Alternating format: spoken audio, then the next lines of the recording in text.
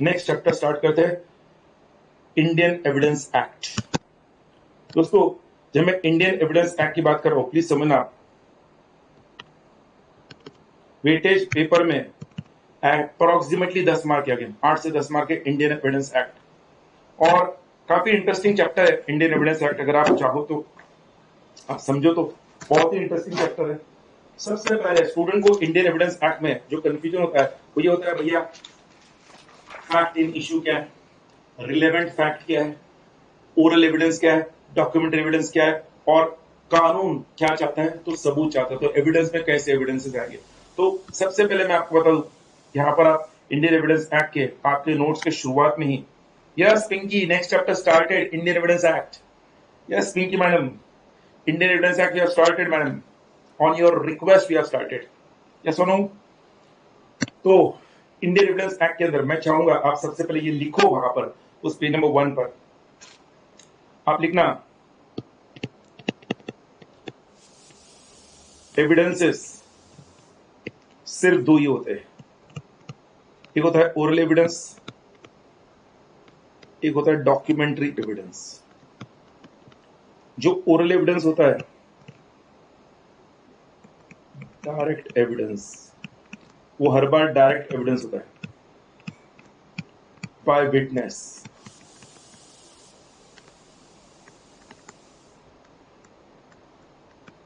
Always direct evidence by witness. Documentary evidence जो है, वो डॉक्यूमेंट्री एविडेंस हम कहते हैं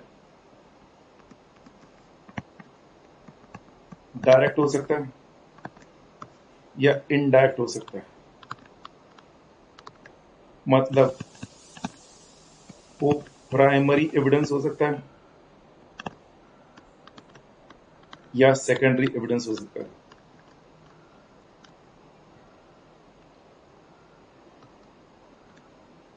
जो सर्कमस्टेंशियल एविडेंस है,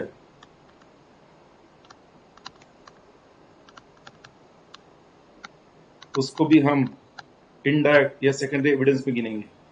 मतलब हम कह सकते डायरेक्ट एविडेंस है, मतलब फैक्ट्स इन इशू है, और इनडायरेक्ट एविडेंस है, मतलब रिलेवेंट फैक्ट्स है। तो क्या लिख रहा हूं भाई मैं, हमारा कानून इंडियन एविडेंस एक्ट के तहत किसी भी व्यक्ति को गुनहगार साबित करने से पहले, उसको अपराधी साबित करने से पहले, जो प्रोसिक्यूशन से मांगता है वो मांगता है सबूत, एविडेंस। और प्रोसिक्यूशन को जो एविडेंस और सबूत देना होता है, वो एक तो ओरल एविडेंस देना है या डॉक्यूमेंट एविडेंस देना है। मैं बार बार वो एग्जांपल ले रहा हूं बिकॉज सबको दिमाग में है। अजमल कसाब के केस में 50,000 पन्नों का चार्जशीट फाइल किया गया था, जिसमें अजमल कसाब को ये हमला करते वक्त जो ओरल एविडेंसेस थे, विटनेसेस थे, वो भी पेश किए गए थे और डॉक्यूमेंट्री एविडेंसेस भी पेश किए गए थे, जिसके बदौलत उसको फांसी की सजा हुई थी। तो हमारा कानून oral evidence and document evidence दोनों को एक्सेप्ट करता है। बट अगर वो एविडेंस ओरल है तो डायरेक्ट एविडेंस होना चाहिए। क्यों? Because hearsay evidence can not be use as a evidence. Hearsay मतलब सुनी सुनाई बातें वो एविडेंस में कोर्ट एक्सेप्ट नहीं करता है। बट उसके अपोजिट होता है रूल ऑफ रेस गेस्टे। रेस गेस्टे को कोर्ट एविडेंस के तौर पे एक्सेप्ट कर सकता है, बिकॉज रेस गेस्टे एक ऐसा स्टेटमेंट होता है जिस स्टेटमेंट में दम होता है, वजन होता है, इसलिए रूल ऑफ रेस गेस्टे वहां पर आता है। करेक्ट स्पर्श। Generally yes, you have to understand, जो फैक्ट्स इन इशू है, मतलब इशू मतलब क्या, प्रॉब्लम, उस प्रॉब्लम को लेकर जो फैक्ट्स है, अगर वो डायरेक्टली आपके सामने है स्पर्श, तो वो डायरेक्ट एविडेंस है। भैया ए ने बी को देखा कि वो मर्डर कर रहा है सी का, ए ने जब बी को देखा कि वो मर्डर कर रहा है सी का, तो डायरेक्ट एविडेंस हो गया, और ए यहां पर ओरल एविडेंस आ गया, तो एविडेंस बाय विटनेस। समझ रहा है? ए ने देखा बी को मर्डर करते हुए सी का, एंड जब वो मर्डर का जो हथियार था, जो चाकू था, उस चाकू पर बी के उंगलियों के निशान मिले, जिसको एक एक्सपर्ट ने कहा कि इसी हथियार से क्या हुआ है, खून हुआ है, और ए ने देखा उसके सामने हथियार बी ने सी को मारा था, तो जो एक्सपर्ट का ओपिनियन आया, वो डॉक्यूमेंट एविडेंस आया, वो डायरेक्ट हुआ फैक्ट्स इन इशू। अब facts in issue match with oral evidence, is guilty. मतलब आपको समझना है, कि हम हर बार एविडेंस जो होते हैं वो कैसे पेश करते हैं। सी ऑन द स्क्रीन, अगर ये आपको समझा है तो हम एविडेंस को लेकर आते हैं। दोस्तों ये रेक्टेंगल में ड्रॉ करता हूं, प्लीज समझना पहले। ये रेक्टेंगल है, एक और रेक्टेंगल है, चलो आपकी नॉलेज के लिए। और यहां पर मैं ये दो कैटेगरी में डिवाइड करता हूं। एक में लिखता हूं फैक्ट्स इन इशू, एक में लिखता हूं रिलेवेंट फैक्ट्स। यहां पर आउटसाइड में लिखता हूं फैक्ट्स, और ये जो पार्ट है फैक्ट्स इन इशू और रिलेवेंट फैक्ट्स, इसको हम कहेंगे एविडेंस। ओके सर, आपने एविडेंस किसको कहा? जो रिलेवेंट फैक्ट है और जो फैक्ट्स इन इशू है उसको एविडेंस अब कहते हैं। मतलब एक तो डायरेक्ट एविडेंस या इनडायरेक्ट एविडेंस। अच्छा, फैक्ट सर आपने बाहर रखा है, तो हम इससे क्या कंक्लूजन करते हैं? हम इससे कंक्लूजन करते हैं every evidence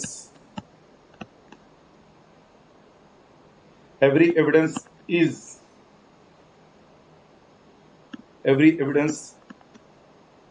all evidence, every नहीं आएगा, all evidences are facts, all evidences are facts, comma, but all facts are not evidences। वो फैक्ट को एविडेंस बनना है तो it must be fact in that issue और it must be relevant fact. हर fact evidence नहीं होगा, वही फैक्ट एविडेंस होगा जो फैक्ट इन दैट इशू है और जो रिलेवेंट फैक्ट है। मतलब रिलेवेंट फैक्ट अकेला एविडेंस नहीं हो सकता है। एक रिलेवेंट फैक्ट दूसरे रिलेवेंट फैक्ट के साथ मिलकर वो अगर ये साबित करे कि वो फैक्ट इन इशू है, तभी वो एविडेंस के तौर पे इस्तेमाल होगा। हाँ, रिलेवेंट फैक्ट को हम सब्स्टिट्यूट कर सकते हैं इनडायरेक्ट एविडेंस, बट आपको कोर्ट में फैक्ट इन इशू बताना बहुत जरूरी। जब तक फैक्ट इन इशू प्रूव नहीं होता है तब तक वो व्यक्ति जो अक्यूज्ड है वो निर्दोष होता है, निमित्त निर्दोष होता है, अक्यूज निर्दोष होता है। तो दोस्तों प्लीज समझ लो, facts in issue, relevant facts, ये क्लियर है। ओरल एविडेंस, डॉक्यूमेंट्री एविडेंस, ये क्लियर है। ओरल एविडेंस हर बार डायरेक्ट होता है, डॉक्यूमेंट एविडेंस डायरेक्ट इनडायरेक्ट दोनों होगा, प्राइमरी सेकेंडरी दोनों होगा। सर्कमस्टेंशियल एविडेंस यूजुअली हम कह सकते हैं इनडायरेक्ट एविडेंस होता है। क्लियर है तो थम्स अप करो क्विकली। फिर मैं इसको आगे और थोड़ा अलग ढंग से हम कहेंगे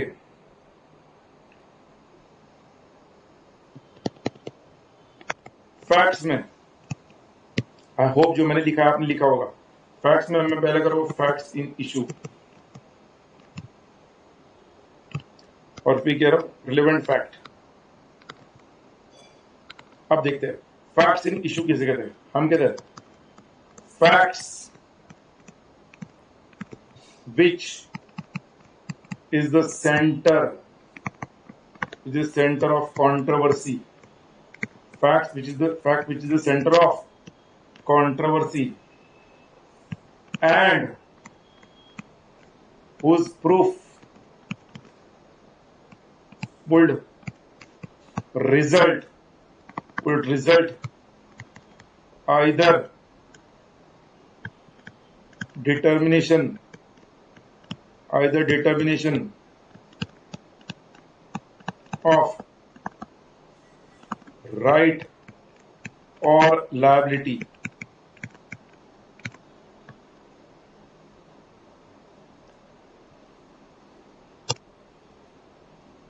Fact which is center of controversy whose proof would result either determination of right or liability। अरे भाई इसका बेस्ट फिलहाल का एग्जाम्पल, मैं एग्जाम्पल ले रहा हूं, मैं किसी के फेवर में नहीं हूं, किसी के अगेंस्ट नहीं हूं। स्टूडेंट इमोशनल होते नहीं सर, ऐसा नहीं वैसा नहीं, मैं एग्जाम्पल ले रहा हूं। फेमस मर्डर केस या सुसाइड केस जो भी फिलहाल चल रहा था, सुशांत सिंह राजपूत केस के अंदर रिया चक्रवर्ती को बेल क्यों हुई? रीजन वॉज वो फैक्ट इन इशू प्रूव नहीं कर पाए। If the fact in issue could not be proved, criminal conspiracy का जो केस चला था रिया चक्रवर्ती पर, वो क्यों बोला उस केस में केस को हम कह सकते हैं सुसाइड में कन्वर्ट किया गया। Reason the fact in issue could not be proved. अगर fact in issue which is the centre of controversy अगर प्रूव हुआ तो ही उनके खिलाफ क्या बनता है, केस बनता है। प्रूव नहीं हुआ तो केस नहीं बनता है। रिलेवेंट फैक्ट्स क्या है? हाँ, तो रिया चक्रवर्ती के खिलाफ जो केस चला था क्रिमिनल कॉन्स्पिरेसी का, वो रिलेवेंट फैक्ट्स के बेसिस पर चला था। और व्हाट इज रिलेवेंट फैक्ट्स हम लिखते हैं, facts that can be used, कि उन्होंने ड्रग्स की आदत लगाई थी उन्हें, to prove a case are called as relevant facts. फिर किसी ने पेश किया कोर्ट में, उनके वकील ने, कि उनसे मिलने से पहले भी वो ड्रग्स लेते थे, या उनके बाद, या उनसे मिलकर नहीं लिया, वगैरह वगैरह, are called relevant facts. Relevant facts, इसका एग्जांपल रिया चक्रवर्ती के भाई को, या फिर उनके सुशांत सिंह राजपूत के कुक को, या और एक दो लोगों को मिलकर, उनके साथ मिलकर रिया चक्रवर्ती ने इस घटना को अंजाम दिया। ये रिलेवेंट फैक्ट को जोड़ने की कोशिश की गई, इन कड़ियों को जोड़ने की कोशिश की गई और इल्जाम लगाया गया। रिलेवेंट फैक्ट्स को जोड़ने की कोशिश की गई, उस रिलेवेंट फैक्ट्स के बेसिस पर उन पर क्रिमिनल कॉन्स्पिरेसी का केस चला, बट क्योंकि वो फैक्ट्स इन इशू कोर्ट के अंदर प्रूव नहीं कर पाए, केस कमजोर पड़ गया। और अंत में सीबीआई हो या सीआईडी हो, सबने उसे सुसाइड करार देते हुए इसको केस को क्लोज कर दिया। और फिर अलग केस चला एनसीबी में, नारकोटिक्स ड्रग्स ब्यूरो के अंदर, फिर वो अलग केस चल रहा है, उसकी बात हम नहीं करेंगे। I hope facts in issue and relevant fact सबको क्लियर है। जय माता दी बोलो अगर क्लियर है।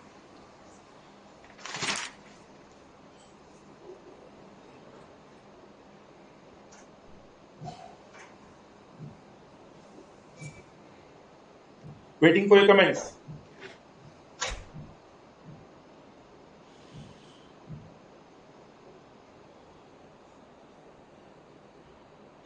ओके दोस्तों, अब आपके नोट्स के अंदर आना। नोट्स के अंदर मैंने डिफरेंस दिया फैक्ट्स और एविडेंस के बीच में। दोनों भाई, न्यू कोर्स ओल्ड कोर्स, सब में चैप्टर वही है, सिलेबस वही है, रिश्ता वही, सोच नहीं। Indian evidence act old syllabus में भी है, न्यू सिलेबस में भी है, सब कुछ सेम है, रिश्ता वही, सोच नहीं है। जब मैं फैक्ट्स और एविडेंस के बीच में आपसे डिफरेंशिएट कर रहा था, हमने अभी एक पॉइंट डिस्कस किया था कि भाई हर एविडेंस फैक्ट है, बट हर फैक्ट एविडेंस नहीं है।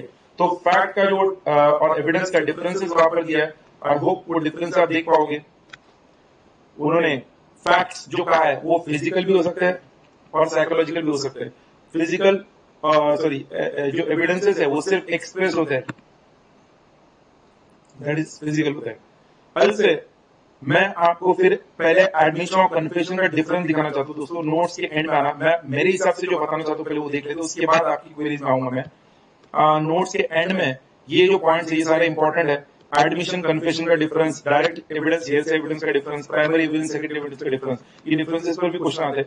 पहले आपको समझना है एडमिशन और कन्फेशन में क्या फर्क है। तो भाई आपको ये समझिए, एडमिशन कोई भी व्यक्ति कर सकता है, कोई भी व्यक्ति एडमिशन दे सकता है, कोई भी व्यक्ति। तो प्लीज वहां पर जैसे मैं लिख रहा हूँ, आप मेरे साथ जरूर मार्क करना आपके नोट्स में, जब हम कहते हैं वहां पर सबसे पहले एडमिशन क्या दिया, पढ़ो मेरे साथ। Admission a statement which suggests inference, inference मतलब क्या, conclusion of any fact in issue or relevant fact। कोई भी ऐसा बयान जो सजेस्ट करता है, इन्फरेंस, इन्फरेंस का मीनिंग लिखना, इन्फरेंस मतलब conclusion, reached on the basis of evidence and reasoning। वो जब जज कहता है ना, सारे सबूतों और गवाहों के मद्देनजर ये अदालत इस नतीजे पर पहुंची है कि,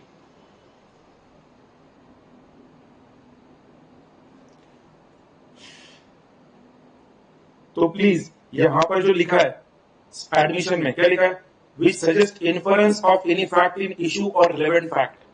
तो जब फैक्ट इन इशू और रिलेवेंट फैक्ट को लेकर कोई बयान दिया जाता है तो उसको हम एडमिशन कहेंगे। एडमिशन कौन दे सकता है, एनी पर्सन, कोई भी पर्सन दे सकता है, कोई भी पर्सन जिसमें अक्यूज भी आएगा या नॉन अक्यूज भी आएगा। कोई व्यक्ति एडमिशन के अंदर, जब हमने डिस्कस किया था आईपीसी, वो टैक्सी ड्राइवर जिसको अजमल कसाब ने धमकाया था, वो टैक्सी ड्राइवर भी जब स्टेटमेंट देगा तो उसे एडमिशन कहा जाएगा। एडमिशन लेस सीरियस होता है। एडमिशन जो दिए जाते हैं उसको प्रूव करने की जरूरत नहीं होती है, एडमिशन प्रूव करने की जरूरत नहीं होती है, बिकॉज वो एक स्टेटमेंट है, कोई बयान है। Admission not made in a promise, threat और under influence. Admission voluntary nature होता है। एक व्यक्ति ने दिया हुआ हर स्टेटमेंट उसका एडमिशन हो सकता है उस केस को लेकर, वो वॉलंटरी नेचर एडमिशन। एडमिशन उस व्यक्ति के लिए यूज हो सकता है। कुछ लोग अक्सर सरकारी गवाह बनते, सरकारी गवाह बनने के बाद वो जो स्टेटमेंट है उनके लिए यूज किया जा सकता है। एडमिशन एक व्यक्ति, जब उस टैक्सी ड्राइवर ने कहा कि मेरे कनपट्टी पर उसने बंदूक रखी और मुझे उसने कहा तू इस जगह से दूसरे जगह मुझे लेके जा, तो मुझे जाना पड़ा, तो ये उसने दिया हुआ स्टेटमेंट उसके लिए यूज किया गया और उसके फेवर में गया और जज ने उसे निर्दोष करार दे दिया। एडमिशन था, कोई साबित नहीं कर पाया कि उसने कुछ गलत कहा है। तो ये एडमिशन के 6 पॉइंट्स है। मैंने ये क्यों बताया समझना, शॉर्ट नोट और एडमिशन आता है तो ये 6 पॉइंट लिखने हैं। डिफरेंस बिटवीन एडमिशन कन्फेशन आता है तो हम वो तो लिखने ही वाले। शॉर्ट नोट आया तो भी 6 पॉइंट जो आता है अक्सर, व्हाट इज एडमिशन। तो प्लीज एडमिशन के 6 पॉइंट्स, हाँ वो तुम ऐसे तो लिख सकते हो, हर जगह लिखोगे इंडियन एविडेंस एक्ट में, जैसे हमने फैक्ट और एविडेंस का देखा था ना साकेत, हर जगह लिख सकते हो। ये मेन 6 पॉइंट्स है। एडमिशन के इन 6 पॉइंट्स क्लियर है तो थम्स अप करो। मैं कन्फेशन में जाता हूं, कन्फेशन के 6 पॉइंट्स में। एडमिशन के 6 पॉइंट्स क्लियर है तो थम्स अप करो।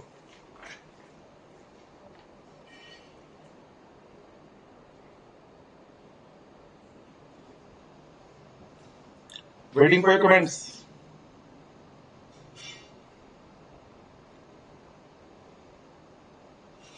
ओके, फिर कन्फेशन में भी कह दिया, कन्फेशन सिर्फ अक्यूज करेगा। जब एक स्टेटमेंट अक्यूज करता है तो ही वो कन्फेशन माना जाएगा, only by accused. More serious nature, confession को प्रूव करना पड़ता है। उस व्यक्ति ने, अक्यूज ने कहा हाँ मैंने मर्डर किया, तो मर्डर कैसे किया ये प्रूव किए बगैर उसको हम दोषी नहीं करार दे सकते, तब तक वो अक्यूज रहेगा। Confession has to be proved, made under promise और थ्रेट लिखा हूं, थ्रेट। आप सबने ये तो पढ़ा है कन्फेशन में। कन्फेशन अगर आपने पुलिस वाले के सामने किया, थ्रेट से किया या पुलिस वाले से सामने किया, तो वो कन्फेशन एविडेंस के तौर पे एक्सेप्ट नहीं होता है। तब तक जब तक कन्फेशन मैजिस्ट्रेट के सामने ना हो तब तक वो कन्फेशन एविडेंस के तौर पे एक्सेप्ट नहीं होता है। So confession made under promise, threat, under influence is not admissible under evidence. अरे बोलो भाई। So confession made under promise, threat चाहिए उधर, under influence is not admissible under evidence. Confession जो भी व्यक्ति करता है उसके खिलाफ जाता है, confession against the person. Admission उसके लिए यूज हो सकता है, confession is always against the person making it. Confession हर बार उस व्यक्ति के खिलाफ जाता है, कन्फेशन हर बार उस व्यक्ति के खिलाफ जाता है। सब लोग है पक्का? सब लोग समझे मेरी बात को? एडमिशन कन्फेशन का अगर शॉर्ट नोट आता है कन्फेशन का, डेफिनेटली आप कन्फेशन में और भी पॉइंट लिख सकते हो, बट ये 6 पॉइंट लिखनी है थोड़ा डिटेल में, along with some example you can coat.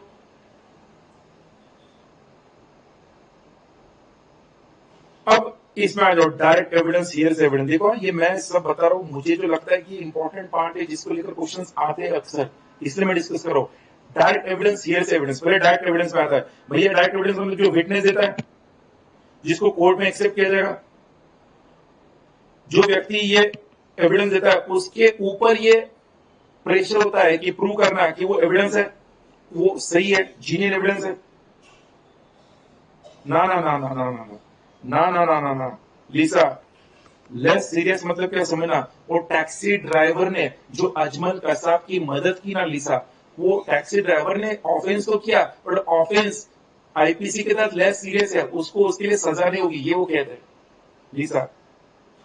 Civil नहीं, क्रिमिनली होगा। हर लेस सीरियस सिविल में नहीं आता है, जनरली लेस सीरियस सिविल में आता है, बट क्रिमिनल में भी लेस सीरियस आते हैं ना।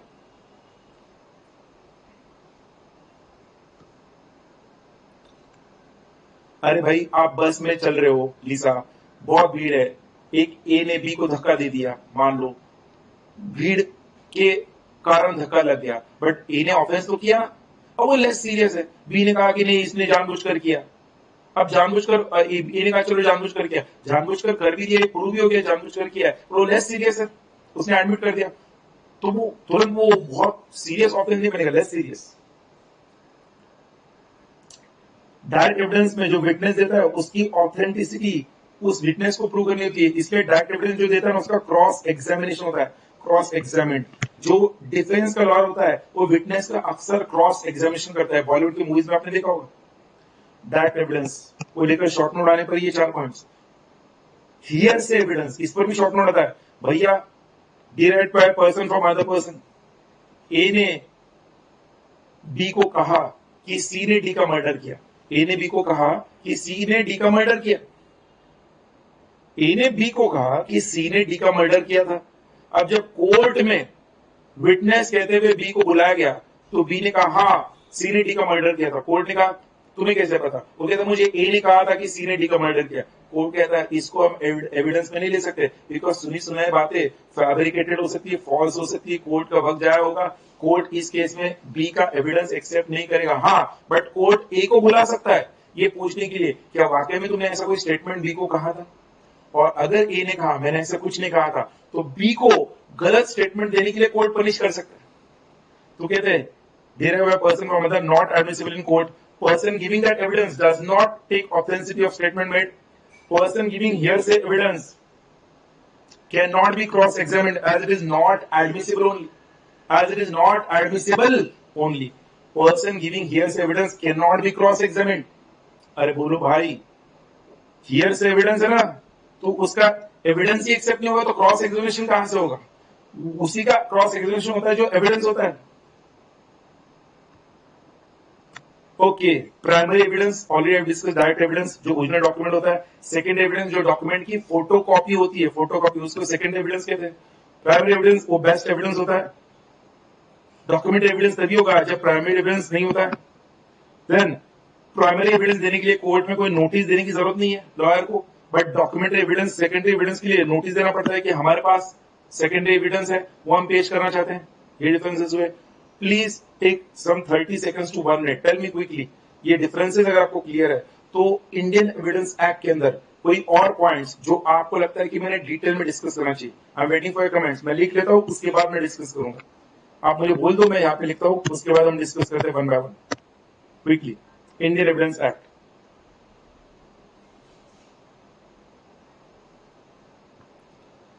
मैंने जो डिस्कस करा था कर लिया, आप मुझे बोला फटाक से क्विकली।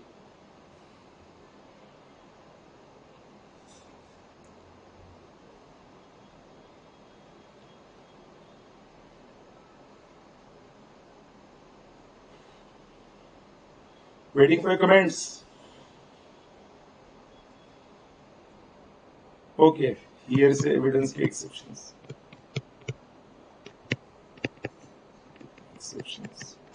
ठीक है। सेक्शन 7 पूछ रहा है, ठीक है।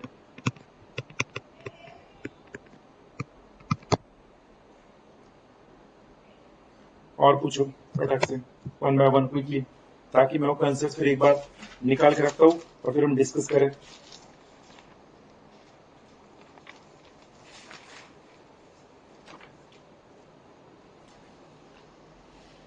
मैं इतना ही बता दूं, किसने पूछा ये? निशिता, हियर से एविडेंस का exception rule of res gestae है। निशिता, हियर से एविडेंस का एक्सेप्शन ही रूल ऑफ रेस गेस्ते है। तो rule of res gestae indirectly तूने पूछ लिया। Rule of res gestae, rule of res gestae लिखता हूं, रूल ऑफ रेस गेस्ते। अच्छा, पॉइंट नंबर 19 पूछा है। सेक्शन मत लिखो, पॉइंट बोलो, पॉइंट पॉइंट नंबर ज्यादा बेटर है। पॉइंट 19 पॉइंट से बोलो मुझे प्लीज। सर्कमस्टेंशियल एविडेंस बोला है। ओके, सरगम नाम लिखा तो भी चलेगा, हर जगह सेक्शन नहीं लिखा है मैंने उधर। एविडेंस सबको समझना चाहिए ना बेटा, सेक्शन मत लिखो, मैं अगेन बता रहा हूं आपको। प्लीज पॉइंट लिखो, point number. Section 121 to 127, principle of estoppel. Principle of estoppel, ठीक है ना। तो भाई इनडायरेक्टली क्या हो गया? इनडायरेक्टली ये हो गया कि हमें फटाफट सारे पॉइंट डिस्कस कर ले। तो आ जाओ, इंडियन एविडेंस एक्ट सब कुछ डिस्कस करना है, फिर बाकी के पॉइंट भी क्यों छोड़े भाई, फटाफट सब लोग डिस्कस कर लेते ना। हमने यहां तक तो डिस्कस कर लिया था। रूल ऑफ रेस गेस्ते क्या कहते हैं, मैं एग्जाम्पल बताता हूँ, फटाफट हम आगे बढ़ेंगे। रूल ऑफ रेस गेस्ते आपको जो नोट्स दिए ना, ध्यान रखना, ये नोट्स इसलिए बड़े इंपॉर्टेंट इंटरेस्टिंग है। रूल ऑफ रेस गेस्ते को लेकर वो जो एक्सप्रेशन दिया ना, वो डायग्राम जो दिया, उस डायग्राम के अंदर जो थ्योरी दिखा है, वो थ्योरी आपको और क्लैरिटी देगी, हर पॉइंट वहां पे क्लियर है। और किसने पूछा था वो एक्सेप्शन? शायद से निशिता ने पूछा था। निशिता बेटा, लिसा अभी सभी डिस्कस करें फटाफट एक एक पॉइंट। निशिता बेटा, रूल ऑफ रेस गेस्टे का पहला पॉइंट पढ़ना, क्या लिखा है? Rule of res gestae is an exception to the rule against hearsay evidence. क्यों? प्लीज समझना आप मेरी बात को, सब लोग पढ़ो मत, पहले उधर समझो। हियरसे एविडेंस भी हम कहते हैं, किसी के कहने पर किसी ने कोर्ट में कुछ कहा तो कोर्ट उसे हियरसे एविडेंस मानता है। बट रूल ऑफ रेस गेस्टे वो कहता है वो क्यों इंपॉर्टेंट है, समझना। ए के ऊपर इल्जाम लगाया कि उसने बी का मर्डर किया, तो कुछ लोगों ने कोर्ट में कहा कि माय लॉर्ड, मर्डर होने की एक दिन पहले ए और बी में झगड़ा हुआ था और ए ने बी को कहा था कि मैं तुम्हें मार दूंगा। तो ये जो ए का स्टेटमेंट था, बी को मैं मार दूंगा, ये कुछ लोगों ने कोर्ट में कहा, तो इसको कोर्ट हियर से एविडेंस नहीं मानता है, कोर्ट इसको रूल ऑफ रेस गेस्टे के तहत इंक्लूड करता है। क्यों? रूल ऑफ रेस गेस्टे का जो डायग्राम है, उस डायग्राम के अंदर का सेकंड पॉइंट पढ़ो सब लोग loudly. Res gestae is based on the belief that because certain statements are made naturally, spontaneously and without deliberation during the course of an event, thus the court believes that such statements carry a high degree of credibility. Court मानता है कि ऐसे statements को high degree of credibility देना जरूरी है। The thing is done, res gestae मतलब the thing is done.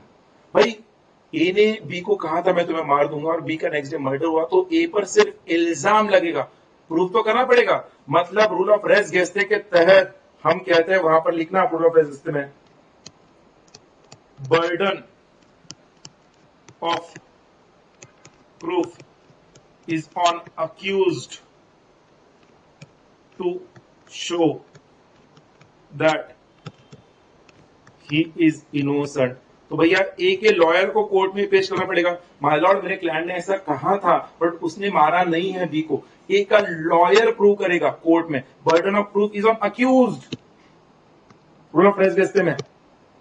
और उधर इसने दिया है where a certain fact, rule of res gestae का पॉइंट पढ़ना उधर थ्योरी में, when certain facts which though not in issue.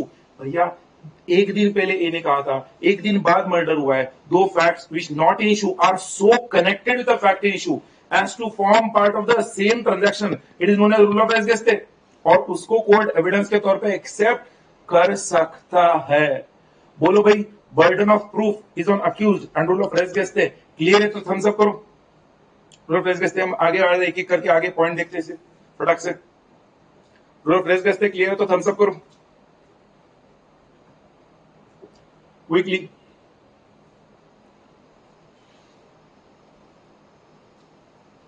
जो मैंने समझा है रूल ऑफ रेस गेस्टे, उसको लेकर अंडरस्टैंडिंग है तो मैं आगे बढ़ता हूं। आई होप सबने मेरी बात सुनी है और वहां पे दिया हुआ पॉइंट पढ़ा है। अब जो सेक्शन 7 है ना दोस्तों, वो एग्जैक्टली अपोजिट है रूल ऑफ रेस गेस्टे के। मुझे बोलो, रूल ऑफ रेस गेस्टे में, कमेंट करो, रूल ऑफ रेस गेस्टे में बर्डन ऑफ प्रूफ किसके ऊपर है? ये साबित करना कि वो इनोसेंट है। बर्डन ऑफ प्रूफ किसके ऊपर है? किसके ऊपर है? बोलो मुझे, कमेंट करो। रूल ऑफ रेस गेस्टे में बर्डन ऑफ किसके ऊपर है? तो इससे मैं आपको सेक्शन 7 एक मिनट में बता दूंगा।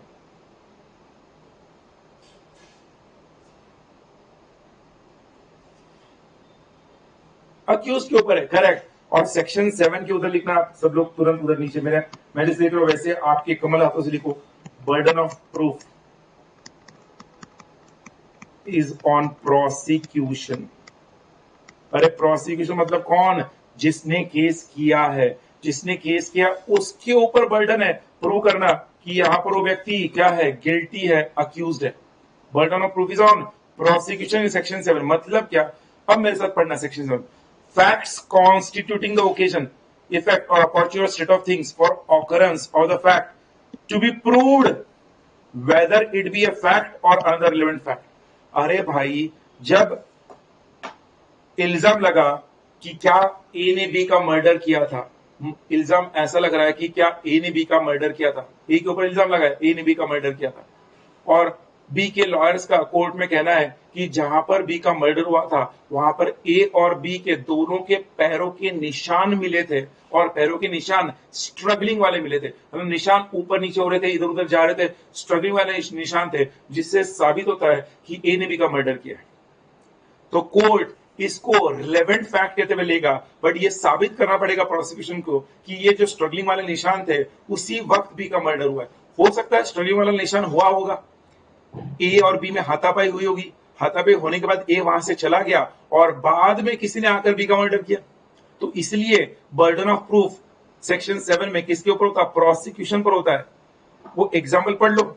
और रूल ऑफ रेस गेस्टे के एग्जैक्टली अपोजिट ये सेक्शन 7 का प्रोविजन है, जिसमें बर्डन ऑफ प्रूफ किसके ऊपर है? प्रोसिक्यूशन पर है। ये मैंने बताया admissibility of facts constituting the occasion for the facts to be proved. जो फैक्ट्स है उस ओकेजन के, उसको प्रूव करना पड़ेगा। एग्जाम्पल पढ़ लो all of you on your own. Clear है? तो जेएमडी बोलो, मैं अगले पॉइंट में जाऊंगा। लीसा ने शायद पूछा था ना पॉइंट ये, लीसा क्लियर? तो आगे बढ़ ला। I don't know, I just remember one point where you have asked point number 5. That is the reason I have taken your name.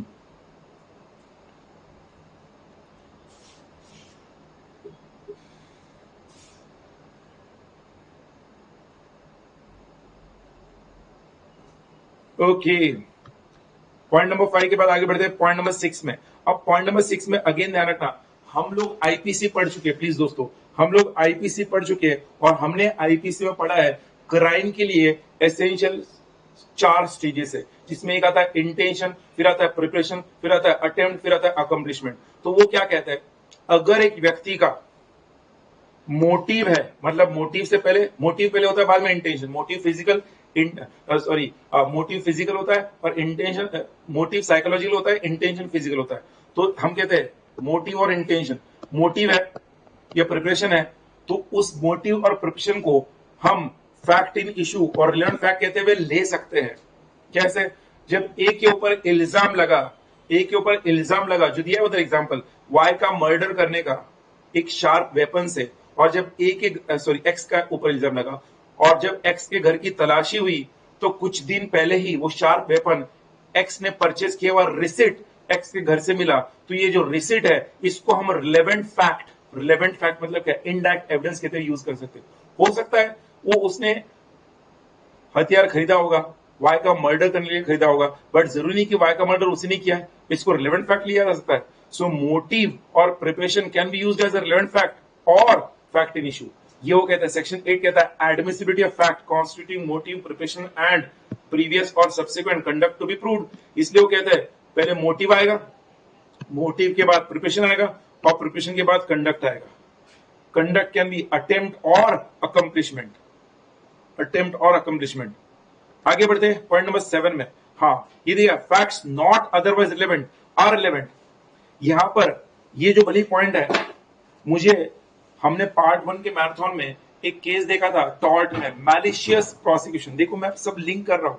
अगर आपने मैराथन अच्छे से सुना है पार्ट 1 का, तो आपको लिंक करते आना चाहिए ताकि आप वो भी कंसेप्ट यहां पर क्लियर करो। मैलिशियस प्रोसिक्यूशन का हमने केस देखा था, मैलिशियस प्रोसिक्यूशन टॉर्ट में, जिसमें मैंने आपको उमा शंकर और गिरिजा सिंह का एक एग्जाम्पल दिया था। उमा शंकर एक लॉयर भी था और वो एक यूनियन का लीडर भी था, और गिरिजा शंकर एक पुलिस इंस्पेक्टर था, और पुलिस इंस्पेक्टर ने उमा शंकर पर केस किया था झूठा। बाद में उमा शंकर ने प्रूव किया कि भैया वो झूठा केस है। तो वो कैसे प्रूव कर पाया? सेक्शन 11 के तहत प्रूव कर पाया। उमा शंकर कैसे प्रूव कर पाया? सेक्शन 11 के तहत। Fact not otherwise relevant are relevant, मतलब भैया they are inconsistent with any fact in issue और रिलेवेंट फैक्ट। उस फैक्ट का फैक्ट इन इशू, किसी भी फैक्ट इन इशू और रिलेवेंट फैक्ट से कोई लेना देना नहीं है। आपने एक ऐसी जानकारी कोर्ट में लाई है जिसका अभी तक के रिलेवेंट फैक्ट्स में और फैक्ट्स इन इशू से कोई लेना देना नहीं है, तो भाई ये एविडेंस के तौर पे कैसे होगा? अगर ये एविडेंस के तौर पे तब होगा जब वो कोर्ट को रिलेवेंट लगेगा। by themselves or in connection with other facts they make existence or non-existence of any fact in issue or relevant fact highly impossible or possible। तो भाई वो एग्जाम्पल पढ़ो ना, जब पी के ऊपर केस चल रहा था मर्डर का, और पी ने प्रूव किया कि जिस दिन मर्डर हुआ वो उस सिटी में ही नहीं था, तो ऐसे केस में वो अगर उसने टिकट बता दिया कि मर्डर जिस समय हुआ उस दिन वो फ्लाइट से ट्रेवल कर रहा था, तो उसके फ्लाइट के ट्रेवल का टिकट उस मर्डर के केस में पी का ऊपर का जो इल्जाम है उसको कमजोर बना देगा। अरे बोलो भाई, fact not otherwise relevant are relevant. हालांकि उस प्लेन के टिकट का पी के ऊपर लगा हुआ मर्डर का कोई लेना देना नहीं है, बट फिर भी उस प्लेन का टिकट जिस समय का था वो समय और मर्डर का समय क्योंकि सेम था इसलिए वो रिलेवेंट बन गया, इसलिए वो एक व्यक्ति दो जगह हो नहीं सकता, इसलिए वो इम्पॉसिबल होगा, इसलिए वो रिलेवेंट होगा। सेक्शन 11 समझे तो थम्स अप करो। पॉइंट नंबर 7 तक क्लियर हो गया? प्लीज फटाफट। आई होप सब लोग है मेरी बात समझ रहे। अरे मुझे एक बोलो, जो मैं समझा रहा हूं आप सबको समझ रहा है ना भाई? टाइम पास तो नहीं हो रहा है ना? प्लीज भाई बोलो, प्रिज्यूम मत करो कुछ। भाई सब समझ रहा है ना? हाँ, गुरलीन अकेली यस बोल रही है, बाकी लोग क्या भाई?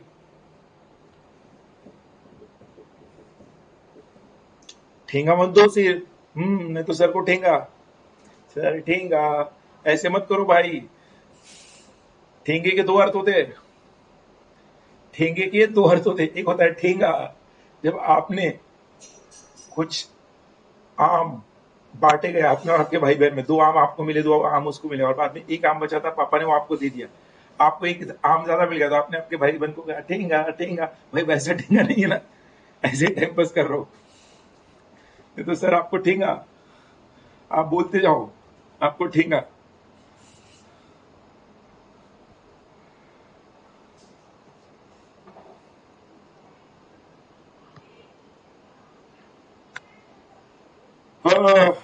भाई थोड़ी देर पहले मैंने आपसे डिस्कस किया था कि हियर से एविडेंस को कोर्ट एक्सेप्ट क्यों नहीं करता है। बस यही बात उन्होंने यहाँ पर जो मैंने डिस्कस किया ना वो यहाँ पे दिया। हियर से एविडेंस पर शॉर्ट नोट आता है तो लिखना है कोर्ट हियर से एविडेंस को एक्सेप्ट क्यों नहीं करता, बिकॉज वो इररिस्पॉन्सिबल होता है, उसमें फ्रॉड होने के चांसेस ज्यादा होता है, कोर्ट का वक्त बर्बाद हो सकता है, उसमें सच्चाई की चांसेस कम होते हैं।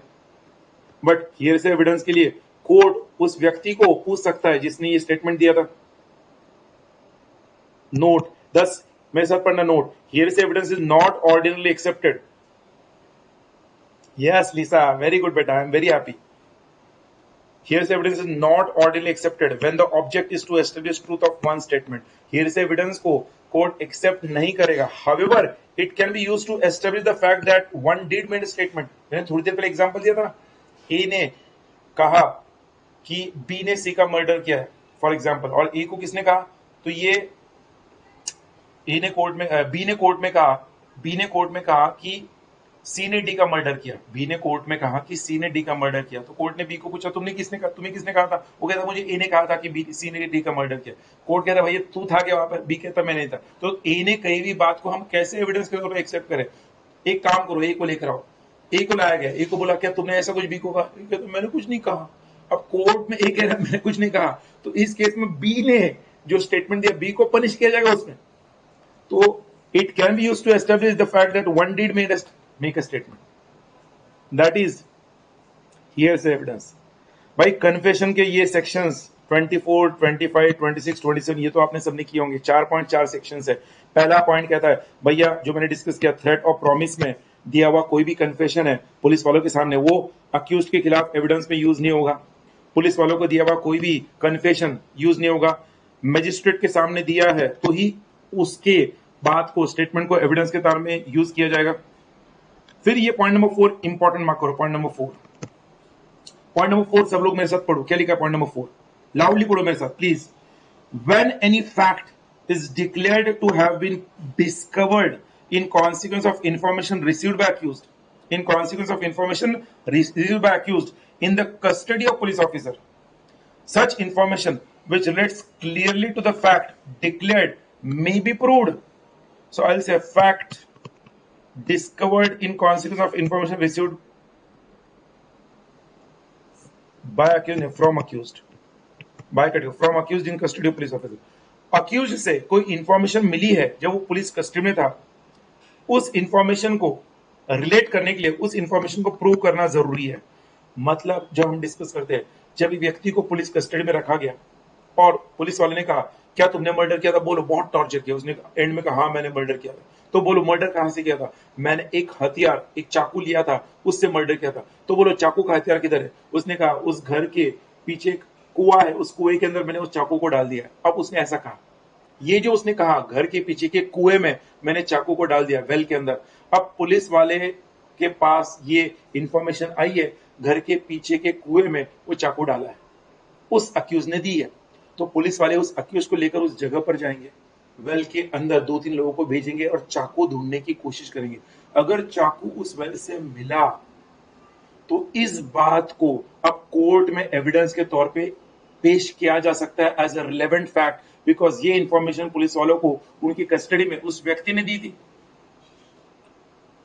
तो इसको हम रिलेवेंट फैक्ट कहते हुए कोर्ट में पेश कर सकते हैं। पॉइंट नंबर 4 क्लियर है क्या? Take 30 seconds to 1 minute, 1 to 4। मैंने समझा दिया, मुझे ऐसा लगता है आपको समझा है, क्योंकि मैं कुछ बातें यहां पे प्रिज्यूम कर रहा हूं कि आपने पढ़ी है। अगर कोई सवाल है तो पूछ लो, मैं 1 मिनट के लिए वेट कर रहा हूं। कोई कमेंट नहीं आया तो मैं आगे बढ़ जाऊंगा, और अगर आपको समझा है तो थम्स अप कर देना इस बार, तो मैं आगे बढ़ जाऊंगा।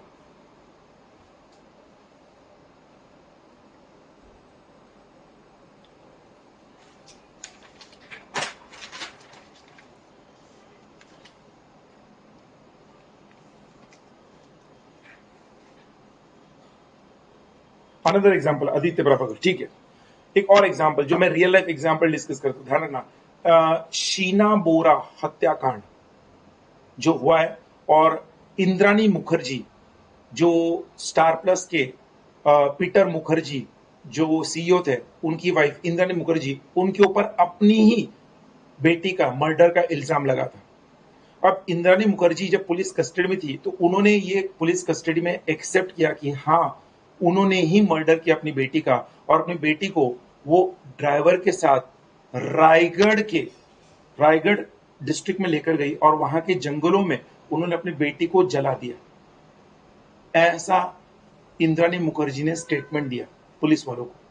अब इंद्राणी मुखर्जी का स्टेटमेंट देने के बाद पुलिस की वैन इंद्राणी मुखर्जी को लेकर और 1-2 गाड़ियां वहां पे पुलिस बंदोबस्त लेकर रायगढ़ के उस जंगलों में गई, और जहां पर उन्होंने जलाया ये कहा था, वहां पर उन्होंने शीना बोरा की कुछ हड्डियों के टुकड़े, कुछ राख मिलती कि नहीं, वो ढूंढने की कोशिश की, जो उन्हें मिला, और उसका बाद में डीएनए चेकिंग हुआ और वही उसकी ही बॉडी थी, ये समझ में आ गया। तो इंद्राणी मुखर्जी ने दिया हुआ स्टेटमेंट अब उनके खिलाफ एविडेंस में एक्सेप्ट किया गया और उनको जेल की सजा हो गई, उम्र कैद। तो भाई यहां पर अक्यूज ने कुछ कहा पुलिस वालों को, तो पुलिस वाले उसको सच नहीं मान सकते, ये वो कहते हैं। उस बात को कोर्ट में प्रूव करना पड़ता है। मान लो इंद्राणी मुखर्जी ने ऐसा कहा होता, हाँ मैंने जला दिया, और ये बात पुलिस वालों ने कोर्ट में कह दिया, हाँ उसने कहा जला दिया, तो वो गुनहगार है। कोर्ट कहते हैं ऐसे नहीं चलेगा, अगर जलाया है तो ये साबित करो कि वाकई में उसने जलाया है। तो ये जब पुलिस वाले प्रूव करेंगे कोर्ट में, तभी उस बात को एविडेंस के तौर पर एक्सेप्ट किया जाएगा। क्लियर है? किसने पूछा था? आदित्य। आदित्य क्लियर बेटा?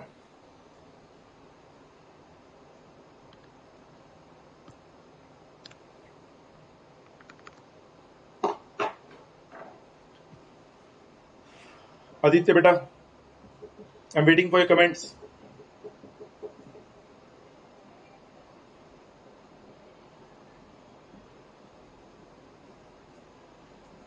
Yes sir.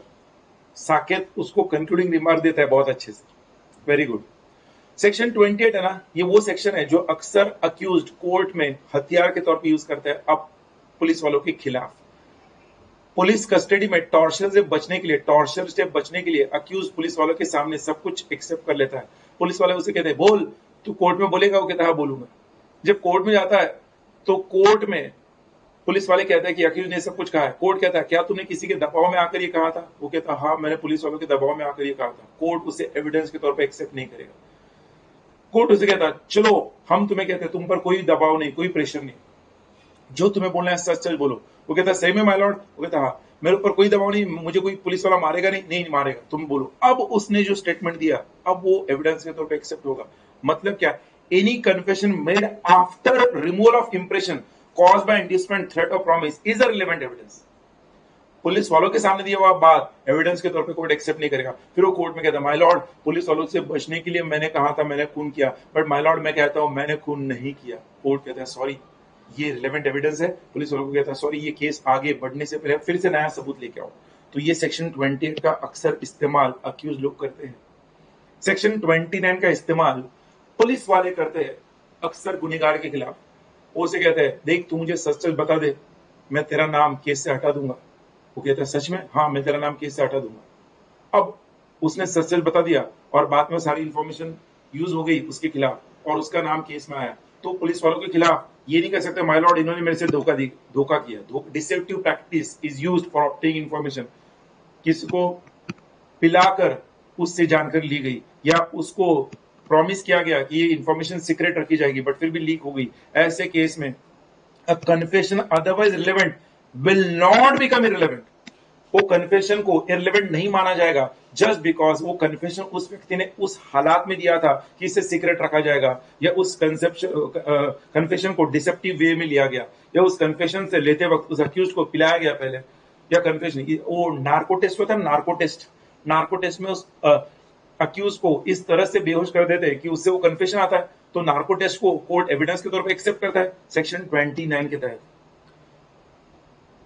Confession was made in answer to the question which the accused may not have answered। भाई वही तो लिखा है ना आदित्य प्रभाकर, शायद तुमने इंडियन एविडेंस एक्ट पहली बार पढ़ा है शायद। डिसेप्टिव प्रैक्टिस वही तो, सिंगम मूवी देखा है, सिंगम शायद रिटर्न्स या सिंगम में एंड में वो जो जयकांत शेखरे होता है वो एक घर के अंदर सिंगम के साथ होता है और वो सब अपनी बातें सिंगम को कहता है और बोलता है जा तू कैसे साबित करेगा मेरे खिलाफ, तो सिंगम उसको दिखाता है। उस घर में सब जगह कैमरा लगे हुए थे, कैमरा, और जब वो बोल रहा होता है तो सब कुछ लाइव पब्लिक चैनल पे चल रहा होता है, लोग देख रहे होते हैं, तो वो अपने आप प्रूव हो जाता है। तब वो डिसेप्टिव प्रैक्टिस नहीं मानी जाएगी, वो एविडेंस के लिए यूज किया जाएगा। हाँ देखो अभी नए नए नाम आ रहे हैं जो एलबी anyways, I hope it is clear. भाई मुद्दा ये है कि आपको पॉइंट समझ आएगी नहीं, ये इंपॉर्टेंट है, मुद्दा वो है। पॉइंट नंबर 12 में आते हैं, सेक्शन 30। भाई सेक्शन 30 में मैं जो कह रहा हूं इसमें ट्राई जॉइंटली को सर्कल करो। ट्राई जॉइंटली मतलब क्या, ए और बी, सुन लो, ए और बी पर इल्जाम लगा है कि उन्होंने चोरी करके वो दोनों भाग गए थे। ए और बी पर इल्जाम लगा है कि दोनों ने मिलकर चोरी की। पुलिस ने पीछा किया, ए पकड़ा गया बट बी भाग गया, ए पकड़ा गया बट बी भाग गया। अब ए के खिलाफ कोर्ट में केस शुरू हो गई, ए ने कोर्ट में अपनी सारी बातें स्टेटमेंट्स दिए, कुछ 6 महीने बाद बी भी पकड़ा गया। अब सवाल ये आता है बी के खिलाफ जब कोर्ट में केस होगा तो क्या ए के दिए हुए सारे स्टेटमेंट्स बी के खिलाफ यूज किए जाएंगे एविडेंस में, यस और नो बोलो। क्या ए के सारे स्टेटमेंट्स बी के खिलाफ यूज किए जाएंगे? मैं फिर से रिपीट करता हूं चाहो तो, ए और बी पर इल्जाम लगा था कि वो चोरी करके भाग गए, ए को पकड़ा गया बट बी भाग गया। ए को पकड़ने के बाद पुलिस वालों ने ए के खिलाफ कोर्ट में केस भी स्टार्ट कर दिया। ए ने कोर्ट में सारे स्टेटमेंट दिए और उसके 6 महीने बाद भी पकड़ा गया। अब बी को भी कोर्ट में पेश किया गया, तो ए ने जो स्टेटमेंट दिए थे वो सारे बी के खिलाफ यूज किए जाएंगे क्या? The answer is no. Very good, जिन्होंने यस बोला you are wrong, the answer is no, it will not be use. ध्यान रखना, क्योंकि ए के खिलाफ कोर्ट में ऑलरेडी ट्रायल शुरू हो चुका था, सेक्शन 30 कहता है वो बी के खिलाफ यूज नहीं होगा ए का स्टेटमेंट। यही तो सेक्शन 30 में लिखा है, मेरे साथ पढ़ना लाउडली, क्या लिखा है? When 2 or more persons are tried jointly, joint trial होना चाहिए for the same offense, confession made by one such person affecting everyone shall be taken into consideration as evidence against all। Please समझना, joint trial होना चाहिए। मैंने आपको क्या कहा था, ए के खिलाफ केस स्टार्ट हो गया और 6 महीने बाद भी पकड़ा गया, और इसलिए नॉर्मली पुलिस क्या करती है ऐसे केस में, जब एक व्यक्ति को पकड़ा गया और दूसरा फरार है, तो जब तक फरार व्यक्ति पकड़ा नहीं जाता है, पुलिस उस व्यक्ति जिसको पकड़ा गया उसके खिलाफ भी चार्जशीट फाइल नहीं करती है। जब बी भी पकड़ा जाएगा और उसके बाद ए और बी दोनों के खिलाफ कोर्ट में चार्जशीट एक साथ फाइल हुई, तब ए के स्टेटमेंट सारे बी के खिलाफ और बी के स्टेटमेंट सारे ए के खिलाफ यूज किए जाएंगे सेक्शन 30 के तहत। जॉइंट ट्रायल जरूरी है, आई होप इसके लिए जॉइंट ट्रायल है, जॉइंटली एक साथ केस फाइल हुआ तो ही होगा। पहले ए को पेश किया गया, फिर बी को अभी तक पेश नहीं किया, तो बी के खिलाफ ए के स्टेटमेंट्स यूज नहीं होंगे। अरे बोलो भाई, क्लियर है तो थम्स अप करो।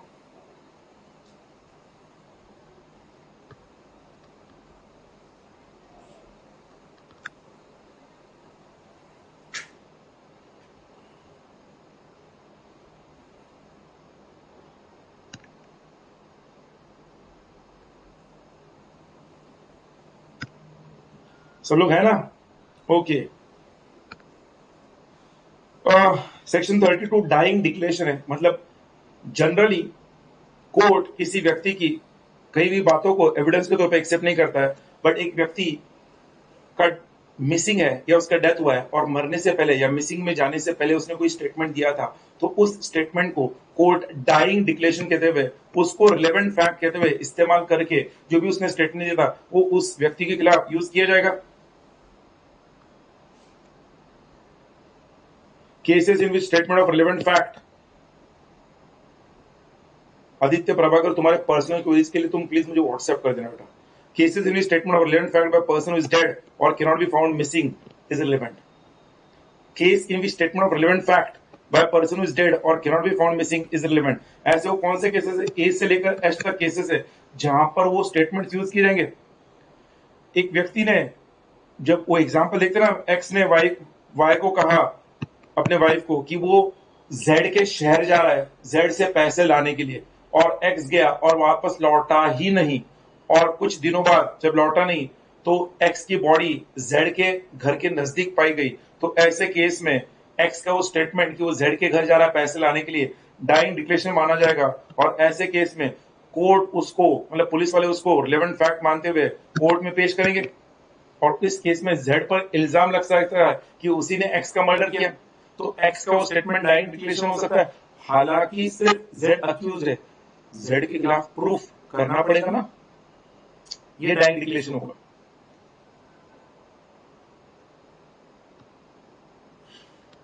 बोलो मुझे डाइंग डिक्लेरेशन के वो A to G points, A to H points, कोई स्पेसिफिक पॉइंट एक्सप्लेन करना है तो बोल दो मुझे क्विकली फटाक से। Dying declaration I hope it's very simple. कोई डाउट है तो पूछो। क्लियर? ठीक है, clear. Yes sir. Expert opinion, जिसको मैं तुरंत कहता हूं सालून के। अरे भाई, पुलिस वाले हर चीज के एक्सपर्ट नहीं होते हैं, कुछ ऐसी एविडेंसेस होते हैं, कुछ ऐसी फैक्ट्स होते हैं, कुछ ऐसी इंफॉर्मेशन होती है जहां पर उन्हें किसी और की मदद मिल लगती है। सीआईडी के टीम को जैसे सालून की मदद लगती है, तो कहते हैं court has to form an opinion of foreign law को लेकर नंबर 1, और ऑफ साइंस, फॉरेंसिक साइंस को लेकर नंबर 2, साइंस और आर्ट, और identify handwriting of fingerprint impression number 3। In 3 cases में एक्सपर्ट के ओपिनियन को कंसीडर किया जाएगा। जो एक्सपर्ट का ओपिनियन है उसे इनडायरेक्ट एविडेंस, सर्कमस्टेंशियल एविडेंस या रिलेवेंट फैक्ट कहते हुए कोर्ट इस्तेमाल कर सकता है। प्लीज समझना, एक्सपर्ट ओपिनियन क्या लिखा है, वो जो नोट्स आपको दिया, उस नोट्स के अंदर जो लिखा है एक्सपर्ट ओपिनियन का पार्ट, प्लीज मेरे साथ पढ़ना। क्या लिखा, मैं उसको सेक्शन 45 को हाईलाइट करो स्क्रीन के ऊपर, जो इमेज में दिया है। Under section 45, opinions of experts are relevant on questions of foreign law, science, art, identity, handwriting or finger impressions. Expert testimony is admissible on the principle of necessity. The help of expert is necessary when the question involved is beyond the range of common experience or common knowledge, or where the special study of a subject of special training और skill और special experience is called for. भैया, जहां पे special study, special subject है तो वहां पर expert की मदद ले सकते हैं। और एक्सपर्ट का ओपिनियन, मेरा सवाल आप सबको है, एक्सपर्ट का ओपिनियन डायरेक्ट एविडेंस होगा या इनडायरेक्ट एविडेंस होगा? इन वन वर्ड कमेंट करो, एक्सपर्ट का ओपिनियन डायरेक्ट एविडेंस होगा या इनडायरेक्ट एविडेंस होगा?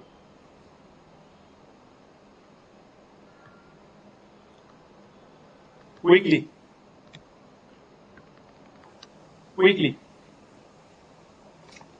एक्सपर्ट का ओपिनियन डायरेक्ट एविडेंस होगा, इनडायरेक्ट एविडेंस होगा? क्विकली बोलो।